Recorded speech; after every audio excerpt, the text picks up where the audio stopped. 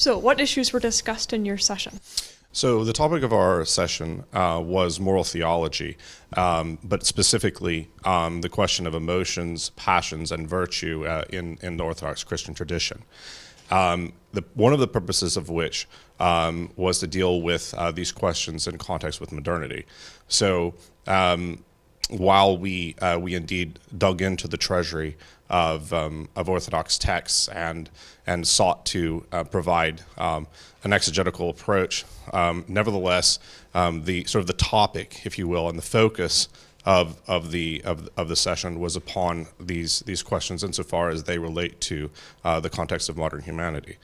And of course, we discussed a wide range of issues within a modern context, everything from politics to modern philosophical morals to psychological questions.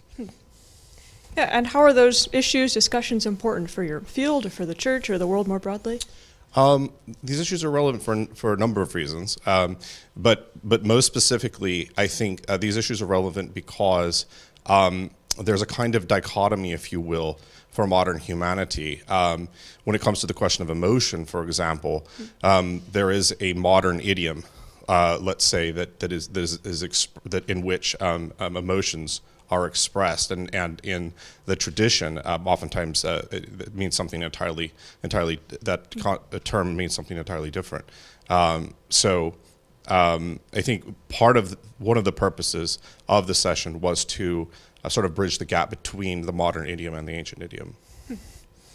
And what can IOTA do as a network of scholars to help further discussions like that in the future? Well, I think that answer. I think due to the fact that the discussion and the topics of the papers inevitably disclosed an interdisciplinary reality, I think what ought to happen is that we ought to strive to expand our horizons and encourage others, encourage specialists, someone, for example, who with an expertise in psychology, to participate in these kinds of discussions. Thanks for your insights. Thank you.